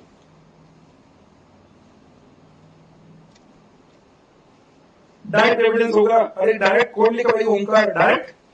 अरे भाई ओंकार, बीएमडब्ल्यू, गुरलीन डायरेक्ट लिख रही है। हे भगवान, एक्सपर्ट का ओपिनियन भी consider the relevant fact, indirect और सर्कमस्टेंशियल एविडेंस आंखों के सामने दिया आपके नोट्स में। फिर भी आपने इसका जवाब देते वक्त थोड़ा सा अलर्टनेस नहीं दिया। भैया एक्सपर्ट ओपिनियन, भैया डायरेक्ट एविडेंस मतलब बेस्ट एविडेंस। एक्सपर्ट ओपिनियन से you can not make the person guilty. Expert opinion एक रिलेवेंट फैक्ट को, प्लीज समझना सब लोग, जब एक रिलेवेंट फैक्ट को किसी और रिलेवेंट फैक्ट के साथ जोड़ा जाता है और उसको कोर्ट में फैक्ट इशू के साथ पेश किया जाता है, तब वो एविडेंस होता है। सिर्फ एक्सपर्ट के ओपिनियन पर कोई दोषी नहीं हो सकता है। एक्सपर्ट का ओपिनियन रिलेवेंट फैक्ट होगा। अरे क्लियर है कि नहीं? जिन्होंने गलती की है प्लीज थम्स अप करो, क्लियर है? देखो ऐसे बीच बीच में टेस्ट होता है आपका। नहीं सॉरी मेरी नहीं भाई, ये तो जस्ट एक डिस्कशन है ताकि मुझे समझे कि आप लोग कितना ध्यान दे रहे हो। देखो पॉइंट नंबर 15 ऑलरेडी मैंने चार्ट में एक्सप्लेन किया, overall evidence multi direct evidence, ये चार्ट में मैंने एक्सप्लेन किया हुआ है शुरुआत में ही। डॉक्यूमेंट एविडेंस का भी मैंने चार्ट में एक्सप्लेन किया था कि डॉक्यूमेंट एविडेंस प्राइमरी और सेकेंडरी दोनों हो सकता है, वो भी वहां पर दिया। प्राइमरी और सेकेंडरी एविडेंस का डिस्कशन भी हमने किया। आगे बढ़ते हैं सर्कमस्टेंशियल एविडेंस। जो सर्कमस्टेंशियल एविडेंस होता है वो स्ट्रांगली सजेस्ट करता है, strongly says something but does not prove it. Circumstantial evidence weak और ineffective होता है। Circumstantial evidence में indirect और presumptive evidence होता है। कोर्ट उसे तभी एक्सेप्ट करता है जब कोर्ट फुल्ली सेटिस्फाइड है। जो मैंने अभी एक्सपर्ट ओपिनियन बताया था, एक्सपर्ट ओपिनियन फिंगरप्रिंट इंप्रेशन, वो सर्कमस्टेंशियल एविडेंस हो सकता है। क्लियर है भाई? सर्कमस्टेंशियल एविडेंस भाई वॉइस प्रॉब्लम को कुछ नहीं कर सकता भाई, मेरा वॉइस ऐसा ही है। बढ़ते आगे। Then admission. भाई एडमिशन का पॉइंट मैंने डिस्कस किया, फटाक से आप बोलो मुझे, मेरे हिसाब से ये पॉइंट मैंने डिस्कस किया एडमिशन कन्फ्यूजन के डिफरेंस में, वही सब पॉइंट यहाँ पर आया। एडमिशन हमने डिस्कस किया। हाँ पॉइंट नंबर 19 आपने पूछा था, इसको very very very very very important mark करो, 5 स्टार। पॉइंट नंबर 19 को लेकर अक्सर क्वेश्चन आ सकता है, 8 मार्क के लिए आ सकता है, 4 मार्क के लिए सिंगल क्वेश्चन भी आ सकता है एक एक पॉइंट पर। क्या लिखा है? Facts of which evidence can not be given दो दे आर रिलेवेंट। भैया facts of which evidence can not be given, एक ऐसी फैक्ट जिसका आपको कोर्ट में एविडेंस देने की जरूरत नहीं है। तो नो जज और मैजिस्ट्रेट, पहले प्रिविलेज ऑफ जज में कंपेल्ड नहीं, उसे कंपेल्ड करो। नो जज और magistrate can be compelled to answer any question as to his own conduct in court except on a special order of Supreme Court। मतलब क्या भैया, किसी भी जज ने या मैजिस्ट्रेट ने जो फैसला सुनाया, कोई जज और मैजिस्ट्रेट को सवाल नहीं पूछ सकता है कि तुमने किस एविडेंस पे, किस बुनियाद पर यह फैसला सुनाया, बताओ क्या सबूत था तुम्हारे पास, तुमने उसको डेथ की सजा दी या लाइफ इम्प्रिजनमेंट दिया, बोलो। जज को कोई सवाल नहीं पूछ सकता है। हाँ जज को अगर कोई सवाल पूछना है तो सुप्रीम कोर्ट पूछ सकता है और जज की इंक्वायरी करा सकता है। जज को अपने जजमेंट के लिए, मैजिस्ट्रेट को अपने जजमेंट के लिए कोई एविडेंस, कोई प्रूफ देने की जरूरत नहीं है। ये सेक्शन 121 कहता है। प्रिविलेज मतलब राइट ऑफ अ जज और मैजिस्ट्रेट। तो facts of which evidence can not be given दो दे आर रिलेवेंट, भले वो फैसला जज का अटपटा सा लगता है। जैसे भाई सलमान खान को हिट एंड रन केस में या फिर उस ब्लैक हिरन के केस में कोर्ट ने बेल दे दिया, एंटीसिपेटरी बेल दे दिया, तो भाई कोर्ट ने सलमान खान को हिट एंड रन केस में निर्दोष करार दे दिया, तो कोर्ट को कोई चैलेंज नहीं कर सकता है। कोर्ट बोलेगा विटनेसेस नहीं थे, केस कमजोर था, चार्जशीट कमजोर थी, तो कोर्ट को ये सवाल कोई पूछ सकता है, जज को तो सिर्फ सुप्रीम कोर्ट पूछ सकता है, आम आदमी नहीं पूछ सकता। बोलो सेक्शन 121 क्लियर तो हम सब करो, मैं आगे बढ़ता हूं क्विकली।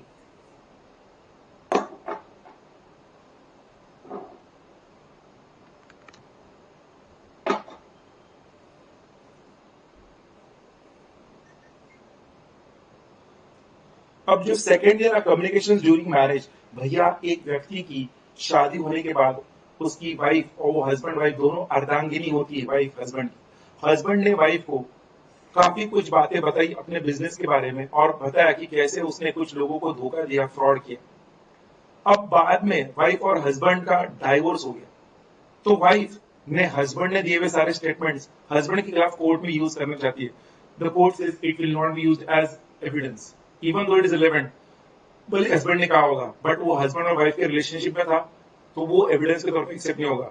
बट वाइफ कोर्ट में गई और हस्बैंड ने कोर्ट में कहा वाइफ को जज के सामने, हाँ जो भी बोलना है बोलो, मेरा कोई ऑब्जेक्शन नहीं, तुम जो भी बोलोगे मुझे कोई फर्क नहीं पड़ता, जज के सामने कहा, और फिर वाइफ ने सब कुछ कहा, तो वो एविडेंस के तौर पर एक्सेप्ट होगा। इसलिए शानपाना नहीं करने का। क्या दिया? Communications made during his marriage cannot be compelled to disclose except the other person or his representative gives consent to such communication. But जब हस्बैंड पर वाइफ के साथ डोमेस्टिक वायलेंस करने का केस हुआ है और वाइफ ने कोर्ट में उस डोमेस्टिक वायलेंस के केस में हस्बैंड ने दिया हुआ सारा स्टेटमेंट और कम्युनिकेशन कोर्ट में कहा है, तो इस बात को हम सेक्शन 122 में इंक्लूड नहीं करेंगे। इस बात को हम सेक्शन 122 में इंक्लूड नहीं करेंगे। वो कहते हैं एक्सेप्शन टू सेक्शन 122 कहता है suits between married persons in which one is prosecuted for any crime against other. Husband ने वाइफ के साथ डोमेस्टिक वायलेंस किया है, तो ऐसे केस में वाइफ हर वो स्टेटमेंट जो हस्बैंड ने कहा है वाइफ को, वो कोर्ट में कह सकती है। भैया ये जो डाइवोर्स होने के बाद भी वो कम्युनिकेशन जो प्रोहिबिशन है चलता रहता है, वो कहते हैं इवन आफ्टर मैरिज, मैरिज होने के मैरिज टूट गया तो भी ये सेक्शन 122 लागू होगा, ये वो कहते हैं। सेक्शन 122 क्लियर है।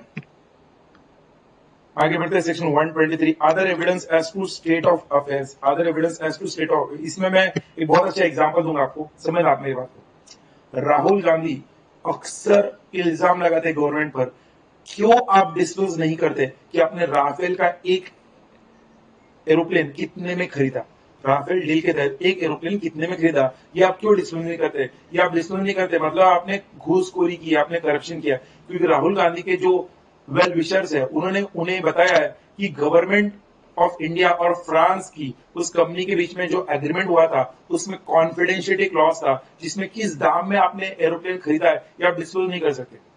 भैया अगर अनऑफिशियल अनपब्लिश्ड ऑफिशियल रिकॉर्ड्स है, अनपब्लिश्ड ऑफिशियल रिकॉर्ड्स है, तो उसका आप सबूत मांग नहीं सकते। क्या लिखा है? No person shall be permitted to give any evidence derived from unpublished official records except with the permission of HOD related to office of the state।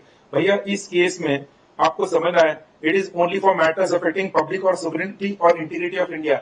Bharat Indian government का कहना है कि भैया हमने एग्रीमेंट किया कॉन्फिडेंशियलिटी का, हम कैसे डिस्क्लोज कर सकते हैं? राजनाथ सिंह ने लोकसभा में खुद कहा कि भैया हमने एग्रीमेंट किया हुआ है कॉन्फिडेंशियलिटी का, हम कैसे इसको डिस्क्लोज कर सकते हैं? अरे यस और नो? सब लोग है ना भाई मेरे साथ? बोलो, अगर क्लियर है तो थम्स अप करो, क्लियर है तो थम्स अप करो। 123 थम्स अप करो, थम्स अप। 123, 122, 121, 121 जज के लिए, मजिस्ट्रेट के लिए, 122 कम्युनिकेशन ड्यूरिंग मैरिज के लिए, 123 अनपब्लिश्ड ऑफिशियल रिकॉर्ड्स के लिए, 124 ऑफिशियल कम्युनिकेशन के लिए। भैया एक कलेक्टर जाकर चीफ मिनिस्टर को मिलता है, कलेक्टर और चीफ मिनिस्टर में कुछ डिस्कशन होता है, मीटिंग के बाद आईएएस ऑफिसर बाहर आता है, मीडिया वाले उससे सवाल करते हैं कि बोलो चीफ मिनिस्टर और तुम्हारे बीच में जो डिस्कशन हुआ क्या हुआ? वो कहता है no public officer can be compelled to disclose communication made to him in official confidence. Chief minister ने उन्हें कुछ बात की होगी, वो मीडिया को बताने के लिए कलेक्टर बाउंड नहीं है, is not bound to give any communication. Information to commission of offences, ये पॉइंट क्या है? जब पुलिस वालों को कोर्ट में जज सवाल करता है कि तुम मौका वारदात पर कैसे पहुंचे, और पुलिस वाले ने कोर्ट में कहा माय लॉर्ड हमें टिप मिली थी कि वहां पर कुछ क्राइम हो रहा है और इसलिए वहां पर पहुंचे, तो जज पुलिस वालों को ये नहीं पूछ सकता है कि तुम्हें टिप किसने दी थी, बताओ तुम्हें टिप देने वाले पर्सन का नाम। क्या कहता है? Information as to commission of offences, no magistrate और police officer shall be compelled to say from whom he got any information as to commission of any offense। अपने टिप देने वाले पर्सन का नाम देने के लिए बाउंड नहीं है। ये बात एविडेंस में देने की जरूरत नहीं है, प्रूव करने की जरूरत नहीं है। टिप मिली थी, that itself will be taken as a relevant fact, उसको प्रूव करने की जरूरत नहीं है उन्हें। अरे बोलो भाई। एंड लास्ट 126, 127 जो है ना, एक लॉयर को उसके क्लाइंट ने जो भी उस केस को लेकर बात बताई है, लॉयर वो बात कोर्ट में पेश करने के लिए देने के लिए बाउंड नहीं है, बिकॉज लॉयर का और क्लाइंट का एक रिलेशनशिप है, फिड्यूशियल रिलेशनशिप, प्रोफेशनल कम्युनिकेशन है। लॉयर और लीडर ने, प्लीडर, लॉयर और pleader shall be permitted to disclose any communication made to him by his client except with the consent of client।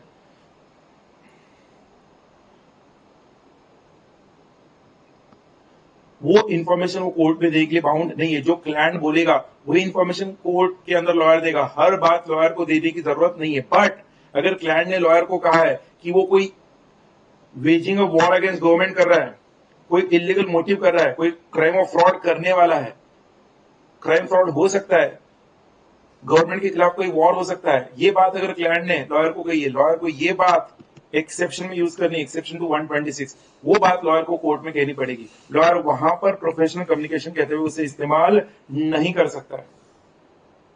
अरे बोलो भाई, प्रोफेशनल कम्युनिकेशन, सब लोग है ना, प्रोफेशनल कम्युनिकेशन। दोस्तों मैं अगेन कह रहा हूं, प्लीज ये एग्जाम में जब क्वेश्चन आएगा ना, आपको ये 19 का हेडिंग ध्यान रखना है, facts of which evidence can not be given दो दे आर रिलेवेंट। भैया रिलेवेंट फैक्ट है बट उसका एविडेंस देने की जरूरत नहीं है। हर रिलेवेंट फैक्ट को आपको एविडेंस देना पड़ता है, बट ये रिलेवेंट फैक्ट्स को आपको एविडेंस देने की जरूरत नहीं है, ये वो कहते हैं। And last point for Indian evidence act जो कहता है principal of estoppel. Principle of estoppel क्या कहता है, सुन लो, principal of estoppel. Principle of estoppel कहता है, यहां पर एक केस है, वो केस का सिर्फ रेफरेंस दे रहा हूं, बीजू पटनायक यूनिवर्सिटी का।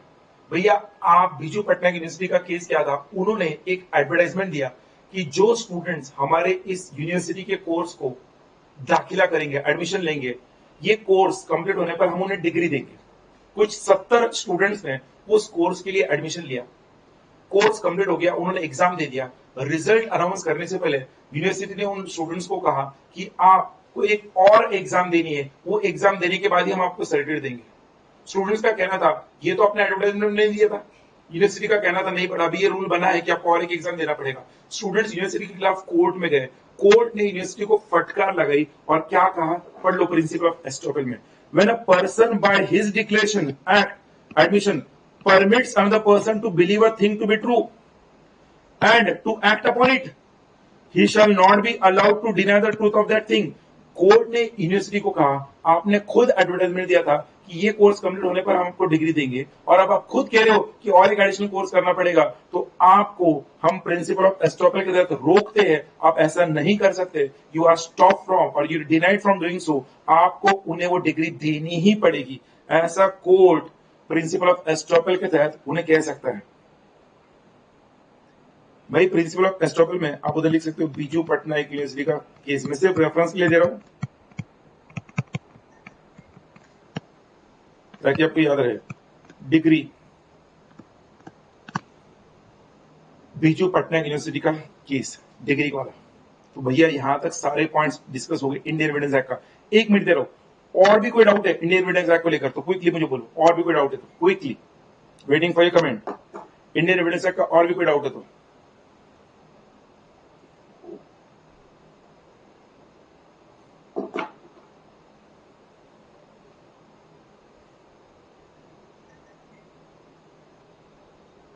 पहले ही वो बोल देते हो सकता, पहले ही वो बोल देते तो फिर एस्टॉपेल आएगा ही नहीं ना साकिब। एस्टॉपेल कब आएगा, जो आपने नहीं बोला था वो अब आप बोल रहे हो। अगर पहले ही सब कुछ बोला होता तो फिर वो एस्टॉपेल आता ही नहीं। Yes correct Saurabh, very good. तो दोस्तों let me tell you, Indian evidence act और इंडियन एविडेंस एक्ट से पहले एडमिनिस्ट्रेटिव लॉ जो हमने कंप्लीट किया ना, उसके एक बार देखते हैं क्वेश्चंस जो एग्जाम में आए हुए हैं। Let me see, let me understand where we stand from Indian evidence act and administrative law. उसके क्वेश्चन देख लेते क्विकली। आपका दिसंबर 18 का पेपर है। You also help me, you can comment कौन सा क्वेश्चन है, अगर बाय चांस मेरी नजर से चला गया तो। क्वेश्चन 1D में कोई क्वेश्चन है क्या, इंडियन एविडेंस एक्ट और एडमिनिस्ट्रेटिव लॉ दोनों के क्वेश्चन देखो। 1D में कोई है क्या, नहीं है। 1D में कोई है क्या, नहीं है। अच्छा 2B में है, देखो मैंने इसलिए आपको कह रहा था, मैं अगेन आपको कह रहा हूं, मैंने जो आपको सवाल दिए हैं, जो नोट्स दिए वो इतने फुल प्रूफ है, उसका आप अगर सही इस्तेमाल करोगे ना, आपकी नैया पार जाना, आपकी नैया पार है। पार्ट 1 का मैराथन का नोट्स 137 पेजेस का है, कितना 137 नॉट 148, सॉरी 148, बट 148 पेजेस में से आप 48 पेजेस हटा दो बिकॉज क्वेश्चन है काफी, फिर अपडेट दिए हुए 48 पेजेस हटा दो, 100 पेजेस है, और उस 100 पेजेस के पार्ट 1 में सब मिलाकर 60 मार्क का पेपर है।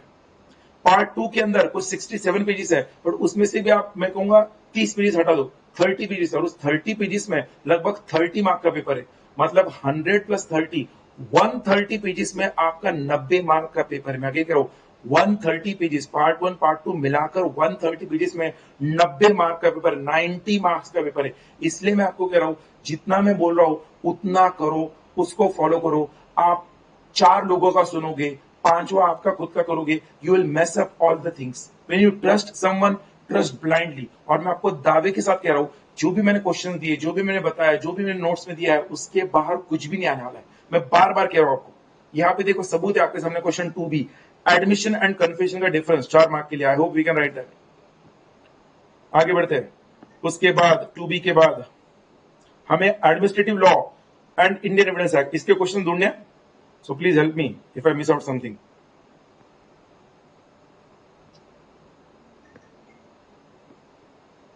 ये देखो, what is documentary evidence under independence act. अभी अभी छापा है डॉक्यूमेंट्री एविडेंस, हमने 4 ड्रॉ किया था डॉक्यूमेंट, डायरेक्ट इनडायरेक्ट, याद है क्या? डॉक्यूमेंट्री एविडेंस इन राइटिंग, भैया वो सारा एक्सप्लेन ब्रीफली, 4 मार्क के लिए क्वेश्चन। देन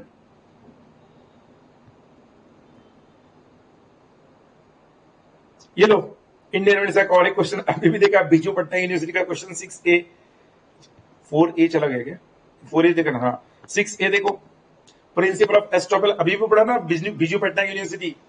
अरे भाई मैं आपको कह रहा हूं सब कुछ आपके नोट्स में है, आपको सिर्फ एक ही नोट से बार बार पढ़ना है। मैं अगेन कह रहा हूं, स्टूडेंट बहुत सबसे बड़ा मैसेज क्या करते हैं, वो एक बुक से पढ़ेंगे, फिर एक बुक से पढ़ेंगे, फिर एक बुक से पढ़ेंगे, फिर एक बुक से पढ़ेंगे, और एग्जाम में कुछ और ही लिख के आएंगे। एक ही बुक पर बार बार कमांड लो, उस पर कमांड लो, किस तरह के क्वेश्चन आ सकते हैं उसको प्रिज्यूम करो, क्लासरूम डिस्कशन की तरफ ध्यान दो, चैप्टर के नीचे के क्वेश्चन देखो, सब कुछ बहुत सिंपल हो जाएगा। हाँ, audi alteram partem, administrative laws discuss किया था मैं, ऑडी अल्टरम पार्टम, अपॉजिटिव बीइंग हर्ड, उसके एक्सेप्शंस, वो भी आया गया यहाँ पर 4 मार्क के लिए, एडमिनिस्ट्रेटिव लॉ का क्वेश्चन। अरे भाई किया कि नहीं सब कुछ? एक बार तालियां तो दो। दिसंबर 18 के अंदर आए हुए सारे क्वेश्चन कवर हो चुके हैं हमारे ऑलरेडी, डिस्कशन में कवर हो गए। तालियां विलिया दो जरा, अच्छा लगता है मुझे भी।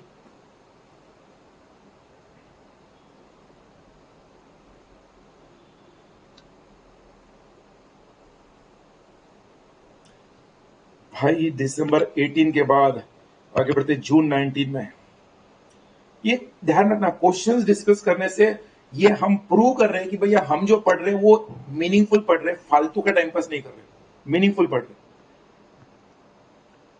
फिर यहां पर आते अगेन जून 19 के एग्जाम में, ये लो कर लो बात। क्वेश्चन 1C पढ़ो, आपके सामने है 1C। The privileged communications are based on public policy and a witness cannot be compelled to answer the same during the evidence in the court or before any other authority. Explain brief. Witness cannot be compelled to answer the same during evidence in the court or before any other authority. Explain brief. भैया privileged communications मतलब वो आपको 121 to 127 का reference देना है, और witness में यहां पर क्या आएगा? Communication made during marriage. अरे बोलो भाई, 1C होने के बाद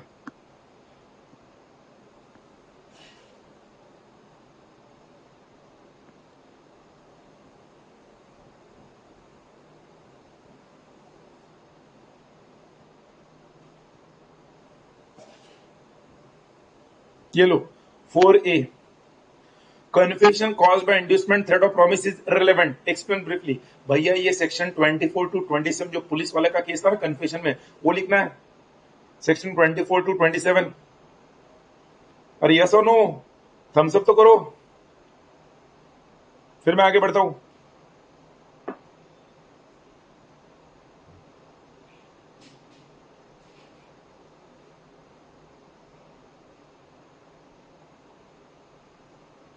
उसके बाद ये लो 6A, नेमो जुडेक्स इन कॉजा सुआ मतलब क्या है? को बोलेगा कि नेमो जुडेक्स इन कॉजा सुआ मतलब क्या? बोलो, what is the meaning of it? बोलो ना। अरे हमने डिस्कस किया एडमिनिस्ट्रेटिव लॉ में, बोलो उसका मतलब बोलो।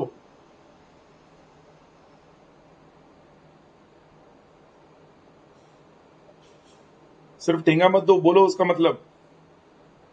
भूख लगी आपको, मुझे पता है। यस, वेरी गुड ममता बेटा। रूल अगेंस्ट बायस, पेक्यूनरी बायस, पर्सनल बायस, अरे यस और नो, रूल अगेंस्ट बायस 4 मार्क के लिए। तो भाई जून 19 के भी सारे क्वेश्चन डिस्कस हो गए क्या? हेलो, और एक बात आ गया आपके लिए, और एक question 6A, opinion of experts saloon के, अभी अभी देखा है अंडर सेक्शन 45, वो पढ़ा है 4 मार्क के लिए, सालून के पूछा है आपको। करेक्ट निष्ठा, यू राइट बेटा। सालून के वाला पॉइंट है ना, ओपिनियन ऑफ एक्सपर्ट्स, तो वो 4 मार्क के लिए हो गया। फिर और कुछ है क्या? बस खत्म हो गया पेपर। तो भाई कितने मार्क, देखो एडमिनिस्ट्रेटिव लॉ के आपको 2-3 क्वेश्चन मिल गए, इंडियन एविडेंस एक्ट के 2-3 क्वेश्चन में, मैं वही बता रहा हूं आपको। हाँ, मैराथन के अंदर पार्ट 1 पार्ट 2 में जो मैंने जो टॉपिक्स लिए ना, बस उन टॉपिक्स पर जोर दो, आपका 80 to 90 मार्क का पेपर हो गया।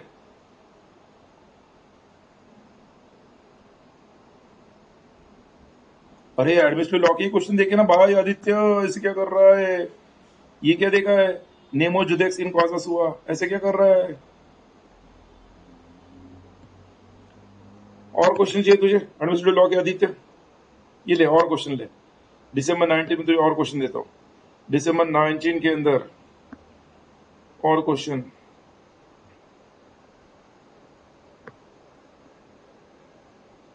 ये ले पढ़ Aditya, enumerate in short the exceptional circumstances of application of natural justice under administrative law। भाई अभी अभी हमने ऐसा एक क्वेश्चन देखा था जो दिसंबर 18 में उसी पर एक्सेप्शन पर पूछा गया, ऑडी अल्टरम पार्टम का एक्सेप्शन है ना ये, उन्होंने वो एक्सेप्शन पर क्वेश्चन पूछा 4 मार्क के लिए। रिश्ता वही, सोच नहीं, क्वेश्चन पूछने का तरीका बदला है सिर्फ। देन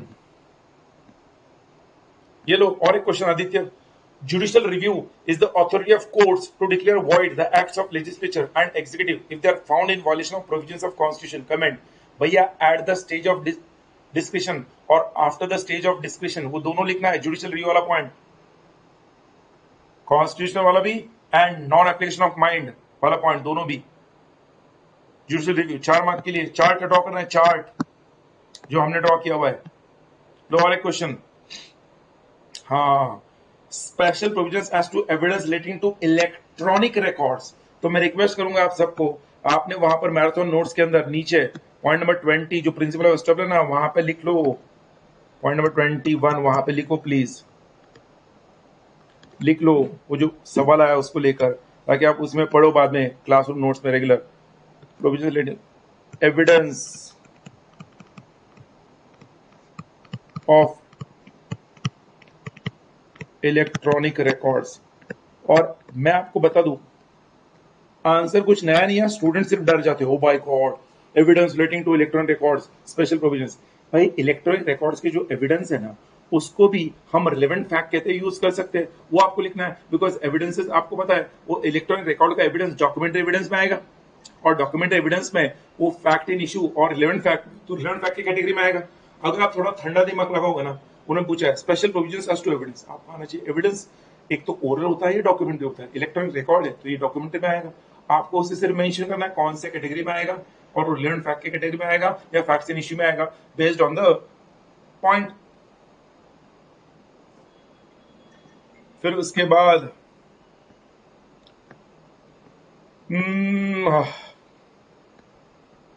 कोई और नहीं गुरलीन, आईटी एक्ट में नहीं है, ध्यान रखना, ये इंडियन एविडेंस एक्ट का क्वेश्चन है गुरलीन बेटा। हाँ ठीक है, आईटी एक्ट में होगा, बट इंडियन एविडेंस एक्ट के कंटेक्स्ट में भी आप लिख सकते हो, पढ़ लो। Under what circumstances the decision accept by administrative authorities are treated as abuse of discretion. भाई अभी भी देखा abuse of discretion, abuse of discretion जो जुडिशियल रिव्यू वाला क्वेश्चन था ना, कौन सा, जून 19 में जुडिशियल रिव्यू, उस पर स्पेसिफिकली पूछा है, administrative authorities are treated as abuse of discretion, non applicability of mind, याद है क्या, abuse of in explain any for malafide motive, irrelevant consideration, relevant consideration को ओमिट कर देना, वो 4 मार्क के लिए पूछा। Yes, that completes all the questions.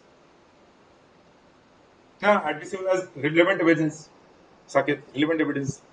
भाई सारे क्वेश्चंस हो गए, तो we completed Indian evidence act